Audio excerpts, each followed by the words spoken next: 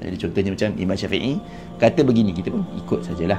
Adakah para ulama menerima satu tu sebagai hadis daripada orang yang thiqah, ataupun dia kata tak cukup lagi untuk jadi thiqah, ataupun tak cukup lagi untuk kita kata hadis ni boleh diterima, ataupun boleh diterima dua-dua. Bila boleh diterima dua-dua, kita kena gabungkanlah macam mana keadaan yang macam ni, macam mana keadaan yang macam ni.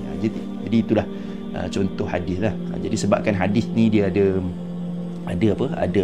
seninya sendiri, ada disiplinnya yang tersendiri. Sebab itulah biasanya kita akan belajar fiqh sahaja. Maksudnya kita akan belajar kesimpulan daripada ulama-ulama hadis ni, dia keluarkan kesimpulan dia. Jadi kesimpulan tu dinamakan fiqh, kefahaman dia tu dinamakan fiqh, dan kita cuma amalkan fiqh ni sajalah. Jadi contohnya macam Imam Syafi'i kata begini, kita pun ikut sajalah.